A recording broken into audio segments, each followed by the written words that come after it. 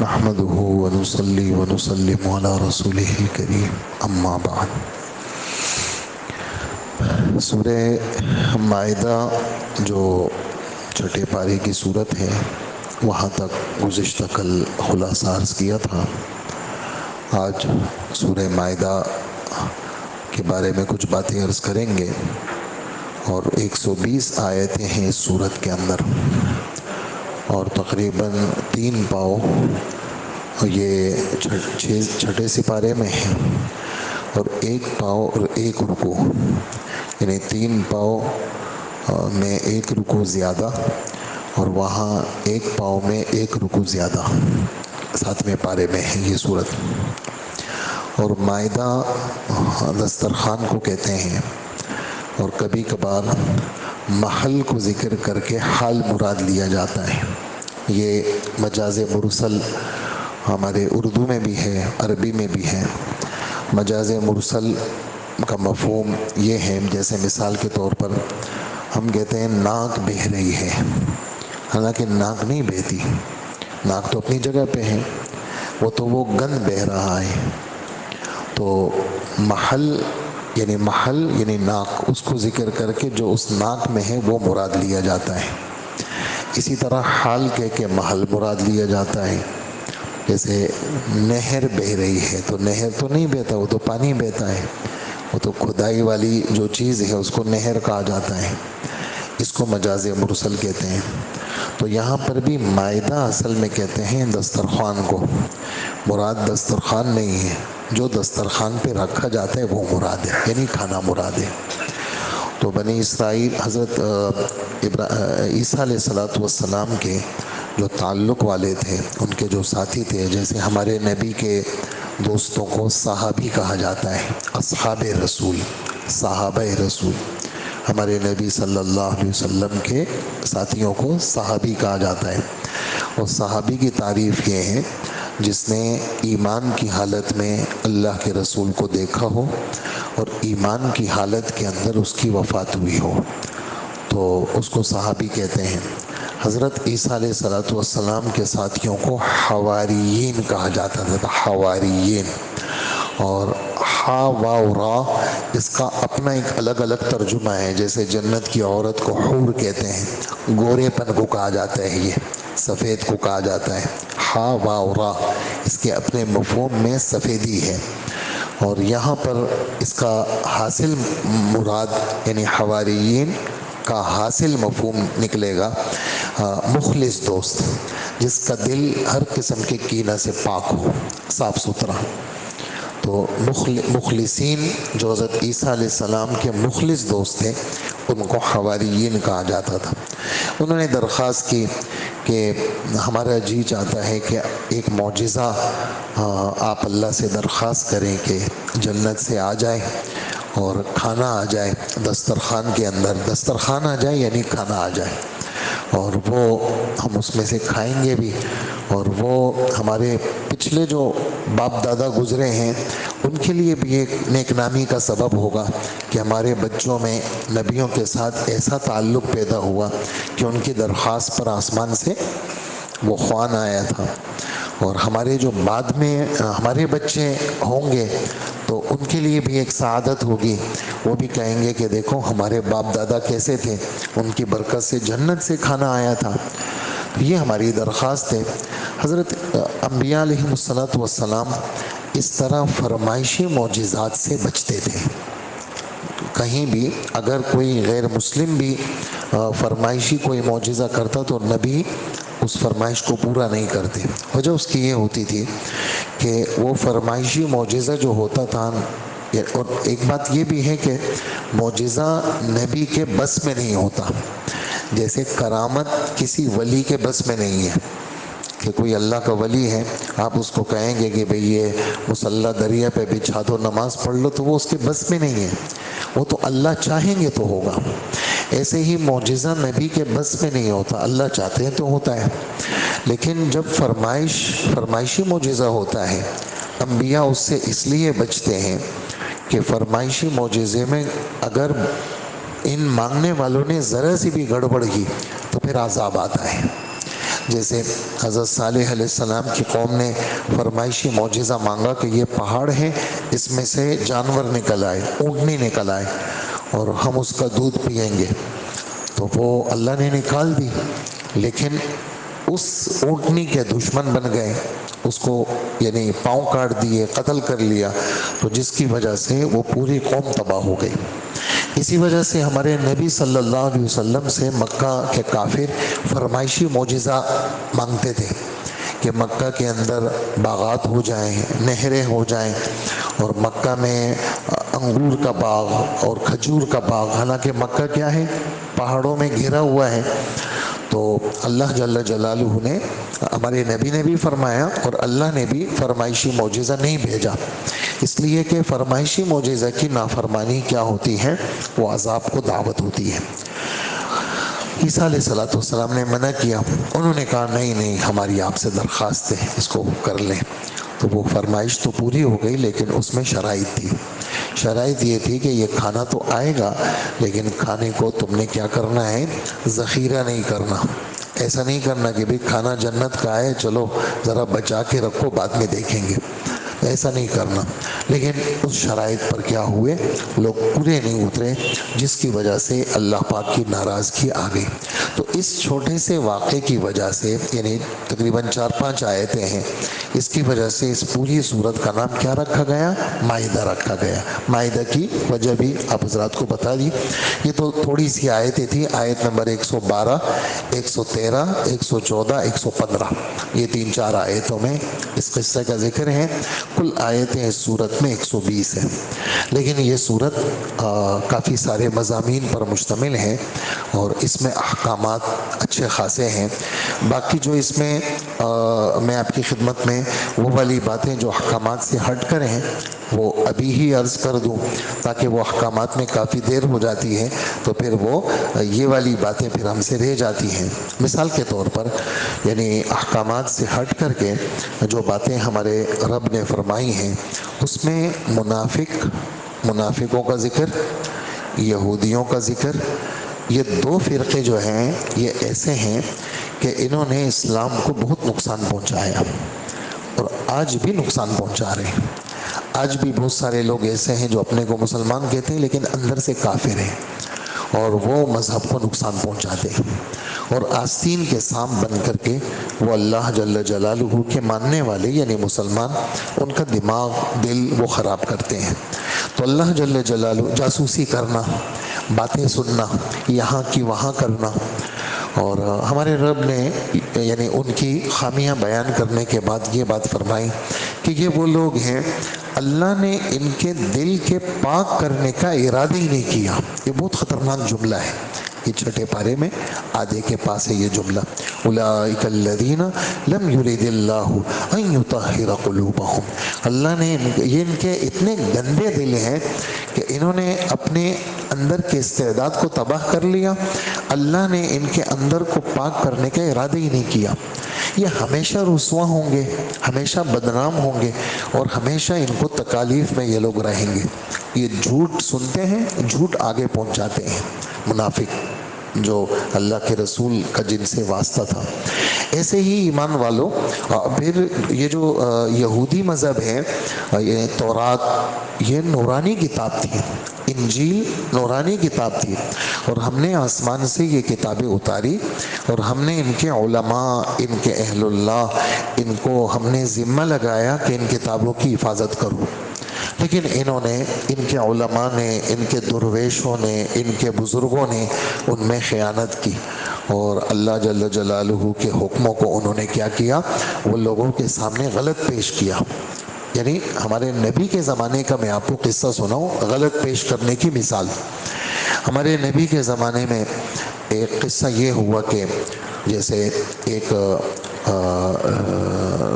غیر شادی شدہ لڑکے نے یعنی بدکاری کی اور ایک شادی شدہ عورت کے ساتھ، تو یہودیوں نے کیا فیصلہ دیا کہ آپ، تمہارا جو بیٹا ہے اس کو صرف ایسا کر، تم کچھ بکریاں دے دو اور تمہارے بیٹے کو اور اس عورت کو چہرہ کالا کر کے سواری پہ پھرا کر کے تھوڑا سا پھرا دیں گے، بس یہ ختم ہو گئے۔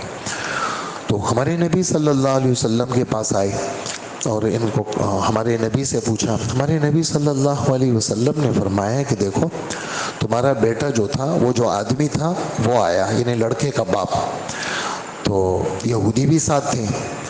تو آپ نے فرمایا کہ یہ جو تمہارا بیٹا ہے اس کو تو لگیں گے 100 کوڑے, اور یہ جو عورت ہے چونکہ یہ شادی شدہ ہے اس کو پتھر مار کے اس کو ہلاک کریں گے, اور باقی یہ جو بکریاں وغیرہ ہیں یہ کوئی فدیہ نہیں ہے, بدکاری کے اندر یہی سزا ہے.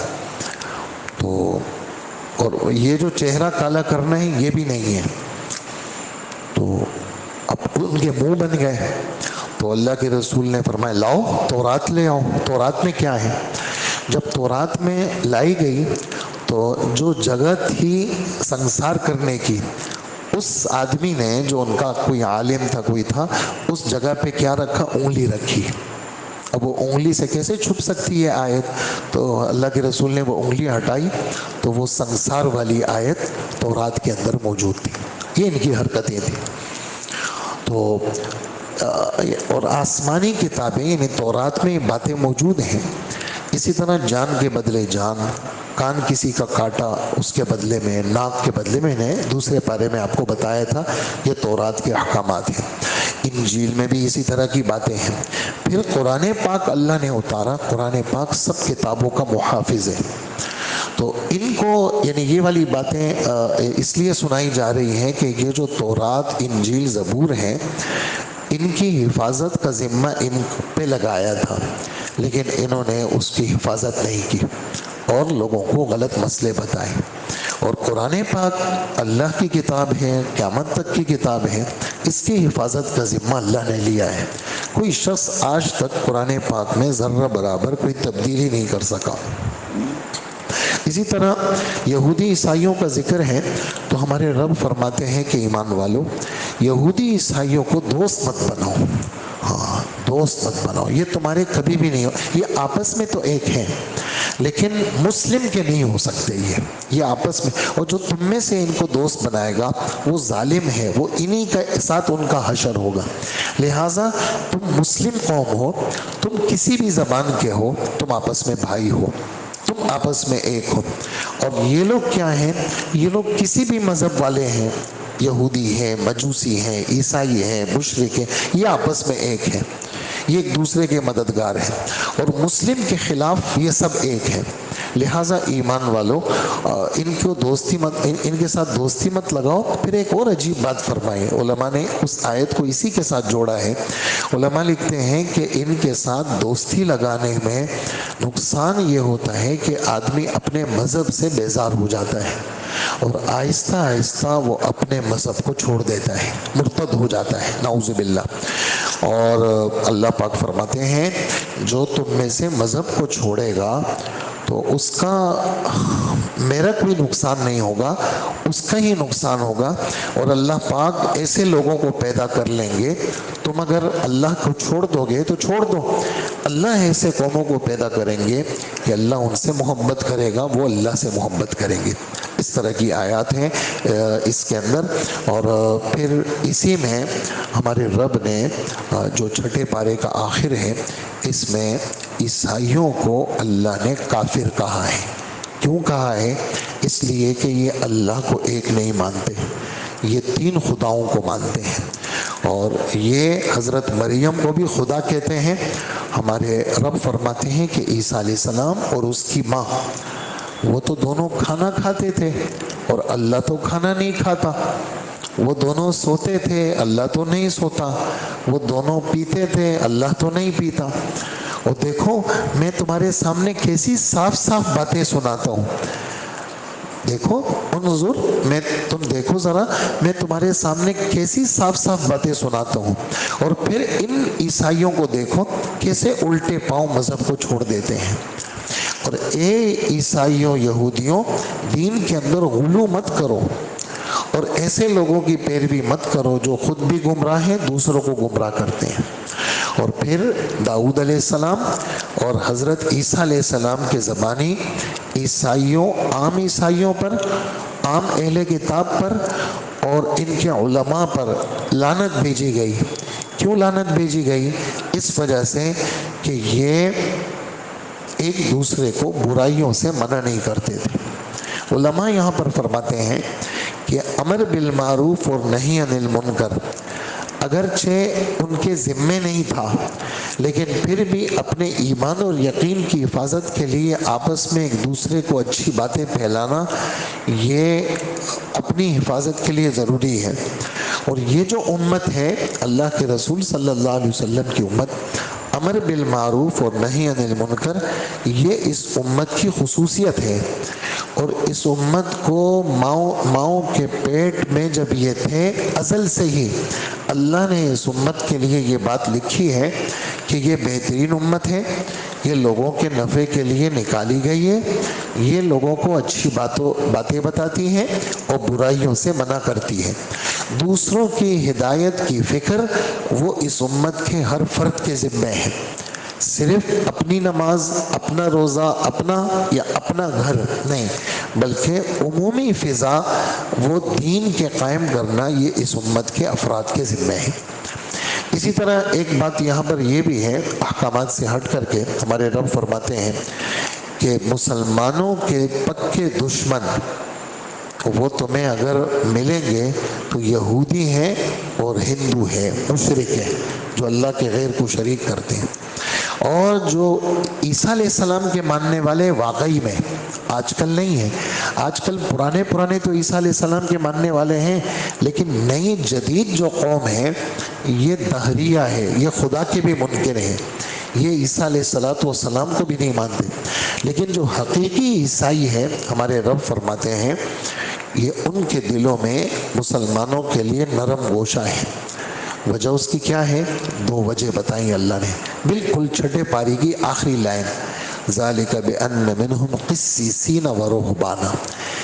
ایک وجہ تو یہ ہے کہ ان میں آسمانی علم والے لوگ ہیں، اور دوسری وجہ یہ ہے کہ ان میں درویش اور اللہ والے تارک دنیا لوگ ہیں، اور تیسری وجہ یہ ہے کہ یہ متکبر نہیں ہے، اپنے کو بڑا نہیں سمجھتے۔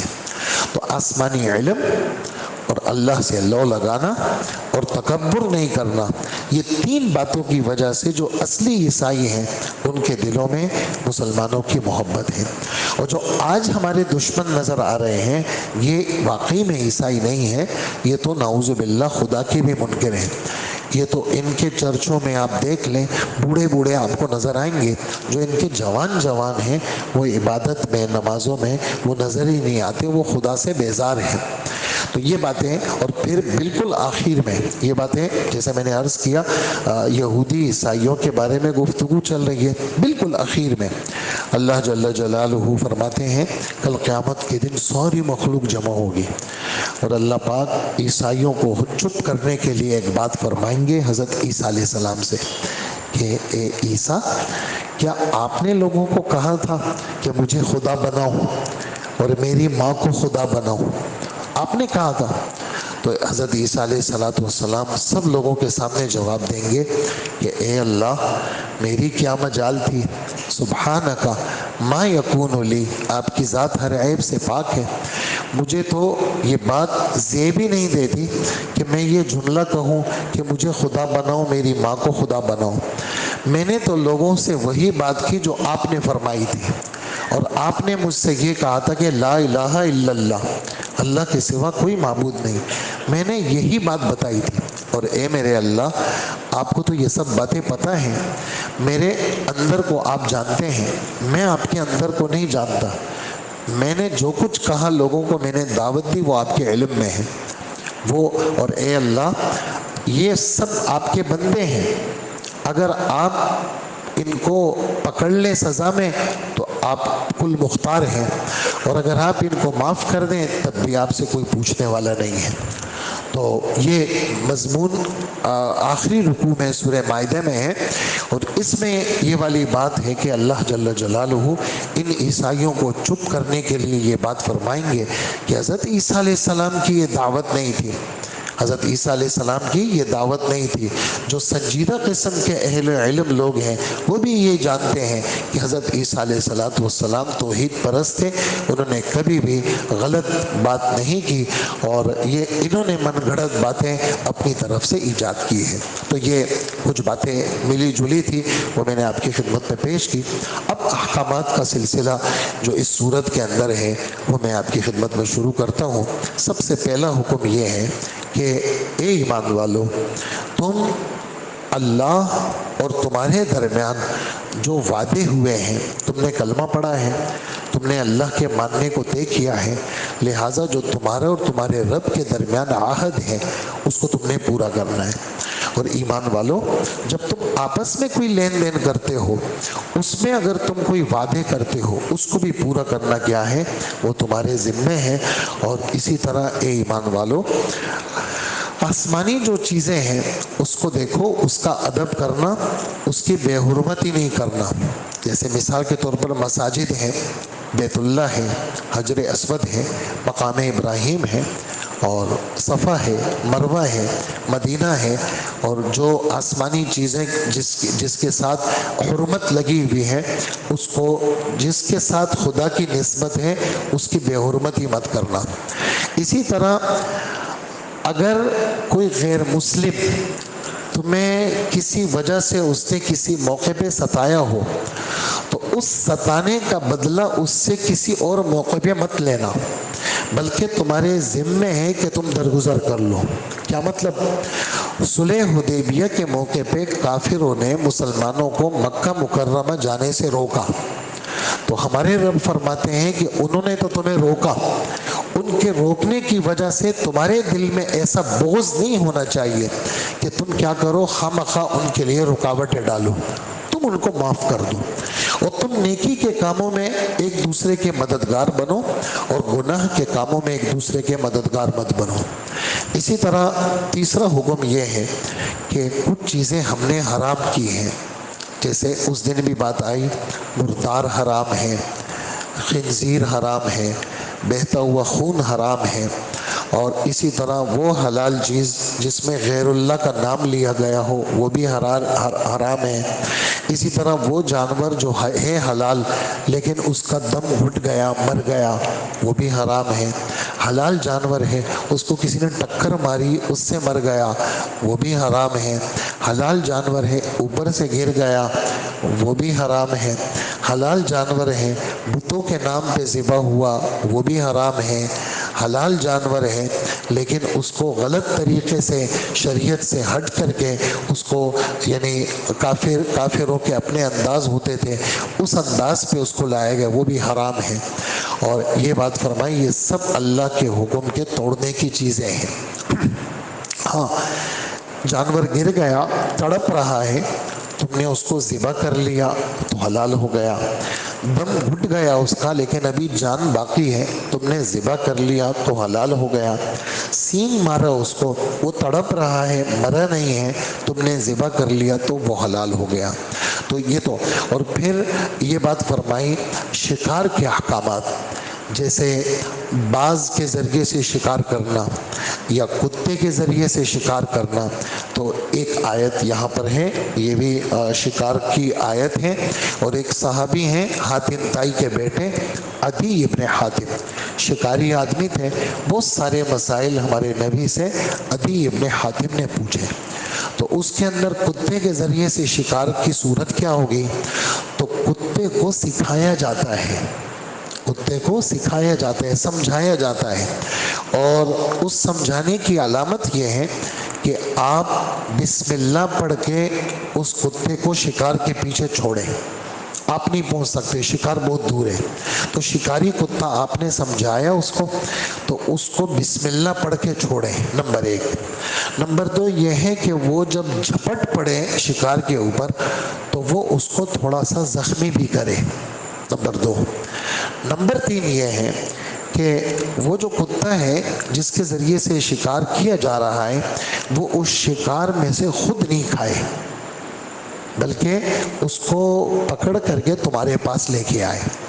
اگر اس نے خود کھا لیا تو وہ معلم نہیں ہے، یعنی سکھایا ہوا نہیں ہے، اور اسی طرح آپ نے اس کو بھیجا، وہ تیزی میں جا رہے ہیں، پھر آپ نے اس کو آواز دی کہ واپس آؤ، تو اگر وہ آپ کی آواز پہ واپس نہیں آیا تو وہ بھی سکھایا ہوا نہیں ہے۔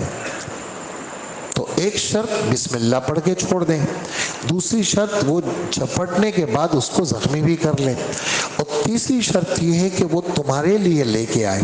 اگر اس نے اس میں سے کچھ کھا لیا تو وہ حلال نہیں ہے، اور اگر اس نے دور جانور ہے اور پکڑ لیا اس جانور کو، زخمی بھی ہو گیا، اور کتے پہ تم نے بسم اللہ پڑھی تھی اور تمہیں ذبح کا موقع نہیں ملا، اس لیے کہ جب تم پہنچ رہے تھے تو وہ جانور یعنی ہرن تھا یا کوئی بھی چیز تھی وہ مر گیا تھا، تو وہ تمہارے لیے حلال ہے۔ ہمارے رب فرماتے ہیں فَكُلُوا مِمَّا أَمْسَكْنَا عَلَيْكُمْ، جو یہ کتے یہ باز تمہارے لیے جو چھوڑ دیں تو وہ تم کھاؤ، تمہارے لیے حلال ہے، لیکن شرط یہ ہے وَاذْكُرُوا اسْمَ اللَّهِ عَلَيْهِ، اس جانور کے چھوڑتے وقت میں تم نے بسم اللہ ضرور پڑھنی ہے۔ اسی طرح ایک صورت یہ بھی ہے تیر کے ذریعے سے شکار، تو تیر کے ذریعے سے شکار کے تیر پر بسم اللہ پڑھے، بسم اللہ اللہ اکبر، وہ پڑھا اور تیر گیا، لگا اس کو، لگ کر کے وہ تیر لگا لیکن تم پہنچ نہ سکے، وہ پہلے سے مر گیا، تو وہ شکار بھی تمہارے لیے کیا ہے، شریعت نے اس کو حلال رکھا ہے۔ اسی طرح یہ جو باز ہے، شکرا ہے، عقاب ہے، ان پرندوں کے ذریعے سے بھی شکار ہوتا ہے، تو جب ان پرندوں کو تم نے سکھا لیا تو اب ان پرندوں کو تم نے چھوڑا، لیکن چھوڑنے کے وقت میں بسم اللہ اللہ اکبر پڑھو گے، اور اس کے سکھائے جانے کی علامت بھی یہ ہے کہ یہ چل پڑا، آپ نے بلایا تو یہ واپس آ گیا، اور اسی طرح جا کر کے یہ جھپٹ پڑا اور اس نے اس کو زخمی بھی کر لیا اور تم اس تک پہنچ نہ سکے اور وہ چیز کیا ہو گئی، ہلاک ہو گئی، تو پھر بھی کیا ہے تمہارے لیے یہ حلال ہے، باز کے ذریعے سے ہو، عقاب کے ذریعے سے ہو، شکرے کے ذریعے سے ہو، کتے کے ذریعے سے ہو، یہ احکامات بھی اسی صورت کے اندر ہمارے رب نے بیان فرمائے ہیں۔ اسی طرح ایک حکم اس سورہ مائدہ میں وضو کا حکم بھی ہے کہ وضو، آسمان سے وضو اترا ہے، 4 فرائض کا بیان ہے۔ نمبر 1، پیشانی کے بالوں سے تھوڑی کے نیچے تک، ایک کان کی لو سے دوسرے کان کی لو تک چہرے کا دھونا فرض ہے، ایک دفعہ دھونا فرض ہے کہ کوئی جگہ بال کے برابر سوکھی نہ رہ جائے، نمبر 1۔ نمبر 2، دونوں ہاتھوں کو کونیوں سمیت دھونا فرض ہے۔ نمبر 3، یہ پورا سر ہے یہاں سے لے کر یہاں تک، اس کا چوتھائی مسح یہ فرض ہے، چوتھائی 1 2 3 4 اتنا مسح فرض ہے، باقی یہ پورا مسح کرنا یہ کیا ہے، یہ سنتوں میں آتا ہے۔ اور نمبر 4، دونوں پاؤں کو ٹخنوں سمیت دھونا فرض ہے، پاؤں کا مسح نہیں ہے، پاؤں کا مسح نہیں ہے، پاؤں کا دھونا ہے۔ حدیث مبارک بخاری شریف میں، آپ ایک جگہ پڑاؤ ڈالا، کچھ لوگ جلدی میں گئے اور انہوں نے کیا کیا، جلدی جلدی پاؤں دھو لیے، آپ جب جانے لگے تو آپ نے دیکھا کہ ان کے ایڑیاں سوکھی ہوئی ہیں اور سوکھے ہونے کی وجہ سے چمک رہی ہیں، آپ نے فرمایا ویل للعقاب من النار، جو ایڑیاں سوکھی ہوئی ہیں وہ دوزخ میں جلیں گی۔ مسلمانوں، اسبغ الوضو، وضو پورا کیا کرو، ایڑیوں کو اچھی طرح دھویا کرو، ایڑیوں کو۔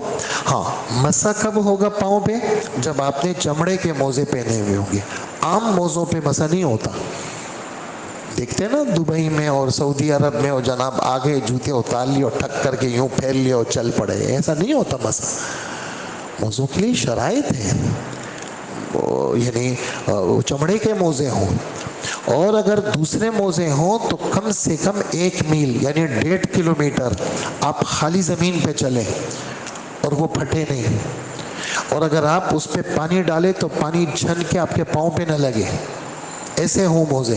اگر چمڑے کے نہیں ہیں، دوسرے کسی چیز کے ہیں تو اس کی یہ شرائط ہے، ورنہ تو چمڑے کے موزے جس کے اندر پانی چھن کے نہ جائے۔ اور اگر آپ بغیر چپل پہنے ہوئے، بوٹ پہنے ہوئے موزوں میں چلیں، کم سے کم 1 میل تک، 1.5 کلومیٹر تک آپ جو ہے وہ بغیر اس کے، آپ بغیر جوتوں کے چلیں، تب اس موزوں پہ آپ مسح کر سکتے ہیں۔ عام یہ پتلے پتلے موزوں پہ مسح نہیں ہوتے، یہ باتیں صراحت کے ساتھ کتابوں میں ہیں، لیکن آج لوگ نہ اس کی تحقیق کرتے ہیں، بس وہ گوگل کھول لیتے ہیں، یوٹیوب میں جا کے جس نے جو آسان فتویٰ دے دیا وہ میرا مذہب ہے۔ ایسا نہیں ہوتا۔ مذہب کے اندر جو ہے وہ اب کسی کی آدمی کسی کے پیچھے چلے گا، کسی کی سنے گا، کسی پر بھروسہ کرے گا، یوٹیوب پہ تھوڑی بھروسہ ہوتا ہے۔ قسم نام آتے ہیں، لوگ پتہ نہیں کیا کیا نام اپنے بچوں کے رکھتے ہیں۔ کہاں سے دیکھا؟ انٹرنیٹ سے دیکھا۔ تو اس کا ترجمہ کیا ہے بھائی؟ ذرا تھوڑا ترجمہ دیکھو۔ ہاں، پتہ نہیں کہاں سے اٹھا کر کے نام لے آئے اور آ کر کے اپنے بچوں کا نام رکھتے ہیں۔ تو اس لیے ہر چیز میں اپنے بڑوں سے پوچھنا یہ ہمارے ذمے ضروری ہے۔ اللہ ہمارے نبی صلی اللہ علیہ وسلم فرماتے ہیں ایسا وقت آئے گا کہ ہر آدمی جو ہے وہ کیا ہوگا، وہ ادھر ادھر کی باتیں کرے گا۔ تم نے ادھر ادھر کی باتیں سننی بھی نہیں ہے، عمل بھی نہیں کرنا۔ تو خیر 4 فرائض کا بیان ہے جس کے اندر میں نے یعنی 3 اعضاء کو دھویا جائے گا، چہرے کو، ہاتھوں کو، پاؤں کو، اور ایک عضو کا مسح ہوگا، وہ سر ہے، ٹھیک ہے۔ باقی وضو کا پورا طریقہ، یہ تو فرائض تھے، باقی وضو کا پورا طریقہ ہمارے نبی صلی اللہ علیہ وسلم نے بتایا۔ بسم اللہ الحمدللہ، دونوں ہاتھوں کو دھو لو، مسواک کر لو، ہاں 70 نمازوں کا ثواب ملے گا، اچھی طرح کلی کر لو، ٹھیک ہے۔ المزمزہ کلی، سب نبیوں کی سنت، جتنے نبی آسمان سے اللہ نے بھیجے سب نبی کلی کرتے تھے۔ جتنے نبی آسمان سے آئے سب یوں ناک میں یوں پانی ڈالتے تھے اور یوں ناک کو جھاڑتے تھے۔ یہ الگ سنت، یہ الگ سنت، سن رہے نا، سمجھ رہے نا؟ اس کو جو ہے وہ استنشاق کہتے ہیں، اس کو استنثار کہتے ہیں۔ یہ ہے ناک میں پانی ڈالنا، یہ ہے ناک کو جھاڑنا۔ تو ڈالنا الگ سنت اور جھاڑنا الگ سنت، ٹھیک ہے۔ پھر 3 دفعہ یہ کلی، 3 دفعہ، ٹھیک ہے، اور 3 دفعہ ناک میں پانی ڈالنا، اور پھر 3 دفعہ چہرہ دھونا۔ کیسے دھونا؟ ایسا دھونا کہ یہ اللہ کے رسول یوں کرتے تھے، یہ اس طرح، یہ پورا، یہ پورا، یہاں سے تمانچہ نہیں مارتے تھے، آرام سے ادھر، اور یہاں پانی یوں ڈال کر کے ایسا کرتے تھے، اور یہ فرماتے تھے میرے رب نے مجھے اس طرح کرنے کا حکم دیا ہے، ٹھیک ہے۔ پورا اللہ کے فضل سے سال بھر میں یہ باتیں چلتی رہتی ہیں اور مجمع کے سامنے آتی رہتی ہیں۔ تو چہرہ 3 دفعہ دھونا، پھر ایسا پورا یوں ہاتھ دھو لیا، پھر اس کو یوں کر لیا، یوں بھی پورا دھل گیا، لیکن صحیح سنت کیا ہے؟ اس طرح ہے، مطلب جیسے جلدی میں ہے نا، ٹوٹی کھول لی، یوں کر کے میں نے یوں کر لیا، 3 دفعہ دھو لیا، ہو گیا۔ لیکن سنت کیا ہے؟ 1 دفعہ اس کو پورا دھو لو اور پھر ایسے پانی بہا لو، جو ہم نے بچپن میں سیکھا تھا۔ یہ تو ہم ریڈی میڈ ہو گئے نا سارے، ہاں شارٹ کٹ چیزوں کو یوں کرتے ہیں، لیکن سنت یہ ہے اس طرح۔ پھر اسی طرح یہ پورا دھو لیا، پھر اس طرح ہوا پورا، اس جگہ کا زیادہ خیال رکھنا ہے، ٹھیک ہے۔ اور پھر اس کے بعد ہمارے مفتی نظام الدین صاحب، جب بھی میں مسح کرتا ہوں استاد جی یاد آ جاتے ہیں، ترمذی شریف پڑھا رہے تھے، ٹوپی ایسی اتار لی اور یوں ہاتھوں کو ایسے کیا اور فرمایا ایسا، پورا لے گئے پیچھے اور پھر ایسا لیا، اور پھر یہ پورا کانوں کے اندر، یہ خانے ہیں نا، یہ خانوں میں سب نے کرنا ہے آپ نے، یہ اور یہ جو انگوٹھے رہ گئے، یہ اور خلال، یہ اور چونکہ یہ مسح یہاں تک آ گیا، اب اس جگہ کی ضرورت نہیں ہے۔ اگر اس جگہ پہ شک ہے تو یہ جو یوں ہم کرتے ہیں نا، یہ سر کے مسح کی تکمیل ہے، گردن کا کوئی مسح نہیں ہے، یہ سر کے مسح کی تکمیل ہے۔ لیکن چونکہ میں تو کر چکا ہوں، اور پھر ایک بات یہ ذہن میں رکھیں کہ یہ جو مسح ہے اس میں ہمارے نبی فرماتے ہیں اقبل بہما و ادبرا۔ اقبلہ کا مطلب پیچھے سے آگے لانا، اور ادبرہ کا مطلب آگے سے پیچھے جانا۔ تو ہم میں سے بہت سارے اور یوں کر کے چھوڑ دیتے. نہیں، یہ ٹوپی ہٹائیں جو بھی آپ نے پہنا، یہ پورے یوں چپکا کر کے لے کے جائیں. بالوں کی پوزیشن خراب ہوتی ہے، خراب ہو جائے پھر کنگھی کر لیں گے. یوں لے گئے پھر چپکاتے ہوئے یوں لے کے آئے. ٹھیک ہے، پورے سر کا مسا. اس لیے علماء لکھتے ہیں کہ اگرچہ امام ابو حنیفہ رحمۃ اللہ علیہ کے نزدیک چوتھائی سر کا مسا فرض ہے، لیکن امام مالک رحمۃ اللہ علیہ کہتے ہیں پورے سر کا مسا فرض ہے. اس وجہ سے حضرات فرماتے ہیں ہمارے احناف کہ اختلاف سے نکلنے کے لیے بہتر یہی ہے کہ پورے سر کا مسا کیا جائے، ادھورے سر. لیکن اگر نماز نہیں پڑھنی اور آپ جلدی میں ہیں اور آپ نے وضو بھی کرنا ہے تو نماز بھی نہیں پڑھنی اور آپ نکل رہے ہیں فوراً، تو باوضو چلے جائیں. اس کے لیے کیسا ہے؟ جیسے جلدی وضو کرنا ہے تو جلدی وضو کرنا ہے تو ایک دفعہ کلی کر لی، ایک دفعہ ناک میں پانی ڈال دیے، ایک دفعہ چہرہ دھو لیا، ایک دفعہ یہ دھو لیا، ہلکا سا یا مسا کر لیا، ہلکے سے پاؤں دھو لیے. یہ بھی ہم نے بزرگوں کو دیکھا ہے. مولانا احسان صاحب دامت برکاتہ مکی مسجد میں وضو کر رہے تھے، بیان میں ان کو آنا تھا تو مختصر سا وضو کیا. ایسے ہی ہمارے اساتذہ ہم دیکھتے ہیں جب جیسے سبق پڑھانا ہو، نماز نہیں پڑھنی ہو تو مختصر سا وضو کرتے ہیں. اور اللہ کے رسول صلی اللہ علیہ وسلم نے بھی احادیث میں بخاری شریف میں توضأ مرتن مرتن، ایک دفعہ کلی، ایک دفعہ ناک میں پانی، ایک دفعہ چہرہ دھویا. نماز کے لیے نہیں، نماز کے لیے تو اسپیشل وضو. پھر اگر آپ امام ہیں تو اس سے اور زیادہ اچھا وضو، کیونکہ آپ کے ساتھ لوگوں کے نمازوں کا مسئلہ ہے اور آپ نہیں نماز پڑھ رہے ہیں تو اچھا وضو. اور اگر تم پہ غسل فرض ہے تو پھر خوب پاکی حاصل کرو. فطہروا، تا پہ بھی شد، ہا پہ بھی شد. امام ابو حنیفہ فرماتے ہیں یہ تا اور ہا پہ جو شد ہے نا، اس سے غرارہ کرنا اور ناک کے اوپر تک پانی پہنچانا فرض ہے. ٹھیک ہے، صرف کلی سے کام نہیں چلے گا. ہاں اگر روزے میں غسل آ گیا تو پھر سادی سی کلی کرنی پڑے گی، سادہ سا پانی ڈالنا پڑے گا. اور اگر روزہ نہیں ہے تو منہ بھر کر کے پانی ڈالو، اچھی طرح غرارے کرو تاکہ اندر تک پانی آ جائے. اور ناک میں پانی ڈالو، پانی ذرا کھینچ لو، اوپر تک آ جائے پانی، اچھی طرح ناک جھاڑ لو. ٹھیک ہے، اور پورے بدن پہ ایسے پانی بہا لو کہ ایک بال کے برابر بھی جگہ سوکھی نہ رہ جائے. فطہروا کا یہ مطلب ہے. اور اگر نہیں ہے پانی یا بیمار ہیں آپ، پانی نہیں ہے، قدرت نہیں ہے، بہت سارے مسائل ہیں، تو اس کا بھی مسئلہ پوچھا جائے کہ بھئی تیمم کس صورت میں اس کی اجازت ہے.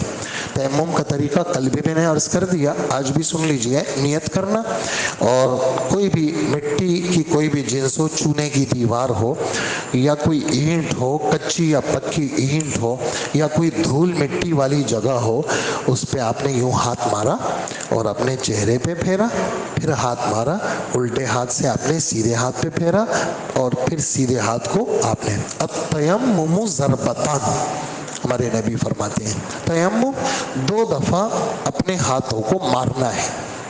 ضربۃ للوجہ و ضربۃ للذراعین، ایک دفعہ ضرب یعنی ایک دفعہ مار چہرے کے لیے، دوسری دفعہ مار وہ اس طرح ہاتھوں کے لیے، اور کوئی جگہ اس میں سوکھی نہ رہ جائے.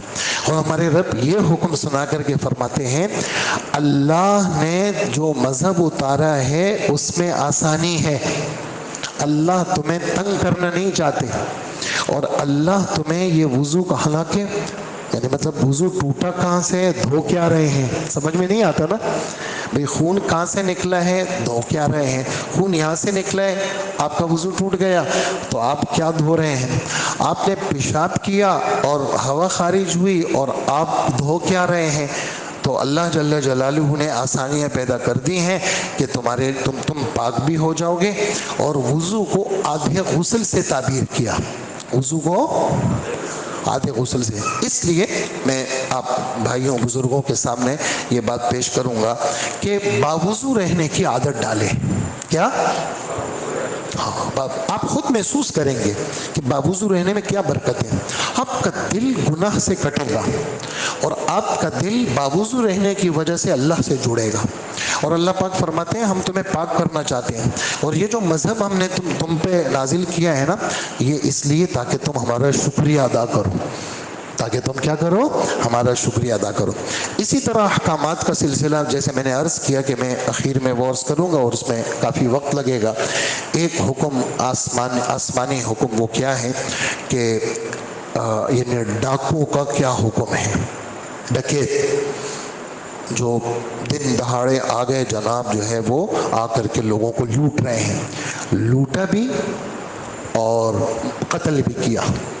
تو ایسوں کے بارے میں ہمارے رب نے چھٹے پارے کے اندر ڈکیت، قاطع الطریق کہتے ہیں، راستہ کاٹنے والے، ڈاکو قطاع الطریق، راستوں کو کاٹنے والے، لوگ جس چیز میں چل رہے ہیں اس کو ختم کرنے، ان کے سسٹم کو فیل کرنے والے۔ تو کہا کہ ایسے لوگ ان کو پکڑا جائے۔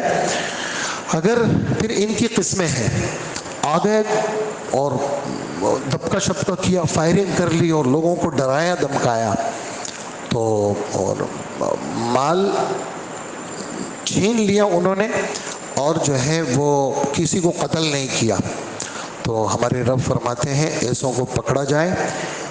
عام چور کی سزا یہ ہے کہ صرف ہاتھ کٹے گا، ڈاکو کی سزا یہ ہے کہ اس کا یہ ہاتھ کٹے گا، الٹا پاؤں کٹے گا۔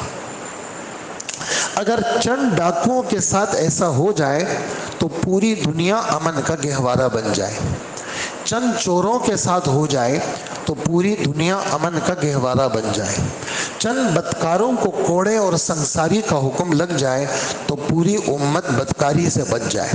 ہمارے رب فرماتے ہیں کہ دوسرے پارہ میں سنا چکا ہوں آپ کو کہ قصاص یعنی قاتل کے قتل کے اندر لوگوں کے لیے زندگی کا سامان ہے۔ ایسے ہی یہاں ڈاکو نے مال بھی لیا اور قتل بھی کیا۔ پہلی صورت کیا تھی؟ صرف مال لیا، قتل نہیں کیا، تو یہ کٹے گا اور الٹا پاؤں کٹے گا۔ اور ایک صورت یہ ہے کہ انہوں نے کیا کیا؟ مال بھی لیا اور قتل بھی کیا، تو شریعت کیا کہتی ہے؟ پہلے ان کا یہ کاٹ دو، پھر کیا کر دو؟ پھر ان کو سولی پہ لٹکا دو اور قتل کر دو ان کو، اور قتل کر کے 3 دن تک ان کی لاش چوک پہ رہے تاکہ لوگ گزرتے رہیں اور دیکھتے رہیں۔ یہ ڈاکوؤں کا انجام ہے۔ اور اگر مال نہیں لیا، صرف قتل کیا، فائر کر کے مار دیا آدمی کو، تو پھر اس کو کیا کیا جائے؟ اس کو قتل کیا جائے، سولی پہ لٹکایا جائے، اس کو مارا بھی جائے اور سولی پہ لٹکایا جائے، ہاتھ پیر نہ کاٹے جائے۔ اور اگر قتل بھی نہیں کیا اور مال بھی نہیں لیا، صرف دبکا شبکا کیا، آئے اور جناب فائر کر کے اور جناب لوگوں کو ڈرایا دمکایا اور چلے گئے، ایسوں کو پکڑا جائے۔ ایسے اس اسلامی حکومت میں رہنے کے قابل نہیں ہے، ایسوں کو کیا کیا جائے؟ ایسوں کو قید کیا جائے، ایسوں کو قید کیا جائے، اور جب تک یہ سچی توبہ نہ کر لیں اس وقت تک ان کو چھوڑا نہ جائے۔ اور ایک حکم ان کے لیے یہ ہے کہ یہ اسلامی حکومت میں رہنے کے قابل نہیں، ان کو یہاں سے دفع کیا جائے، ان کو ملک بدر کیا جائے، کبھی بھی ان کو اپنے ملک کے اندر نہ چھوڑا جائے۔ تو ہمارے رب فرماتے ہیں ذَلِكَ لَهُمْ خِزْيٌ فِي الدُّنْيَا، یہ ان کے لیے دنیا کے اندر رسوا کن سزا ہے، آخرت میں ان کو بڑی سزا ملے گی۔ اسی طرح چور کا حکم بھی یہیں پر آیا ہمارے رب آدھے پارے پر کہ مرد چوری کرے یا عورت چوری کرے ان کا ہاتھ کٹے گا، اور یہ اللہ کی طرف سے ان کی سزا ہے تاکہ بہت سارے لوگوں کو عبرت ملے، اور اس میں کسی کی سفارش نہیں چلے گی۔ ہمارے نبی صلی اللہ علیہ وسلم کے زمانے میں ایک عورت نے وہ کیا، اپنا چوری کی، بڑے خاندان کی عورت تھی، تو قوم قبیلے والوں نے کہا کہ اللہ کے رسول سے کون سفارش کرے تاکہ اس کا ہاتھ نہ کٹے، کیونکہ ہمارے پورے خاندان کی ناک کٹ جائے گی۔ کہا کہ اسامہ کو کہو، اسامہ سے اللہ کے رسول کی بڑی محبت ہے، چھوٹا بھی ہے، تو اسامہ اگر سفارش کرے گا کیا پتہ اللہ کے رسول مان لے۔ تو اللہ کے رسول کے سامنے جب بات آئی تو اللہ کے رسول نے فرمایا سنو میری بات، خدا نہ کرے اگر میری بیٹی فاطمہ بنت محمد بھی اگر خدا نہ کرے چوری کرتی اور چوری ثابت ہو جاتی تو میں فاطمہ کا ہاتھ بھی کاٹتا، میں اس سلسلے میں بھی کسی کی سفارش نہیں ہوتا. اور سن لو میری بات، تم سے پچھلی قومیں اس لیے تباہ ہوئی کہ جب ان میں گھٹیا قسم کا آدمی کوئی جرم کرتا اس پر آسمانی حکم نافذ کرتے، اور کوئی بڑا اسپیشل قسم کا آدمی کوئی جرم کرتا اس کو کچھ نہیں کہتے. اس وجہ سے وہ قومیں تباہ ہو گئی. میرے ہاں اس طرح نہیں ہوگا. تو یہ اس صورت میں احکامات تھے جو میں نے آپ کی خدمت میں پیش کیے. اللہ پاک ہم سب کو عمل کی توفیق عطا فرمائے.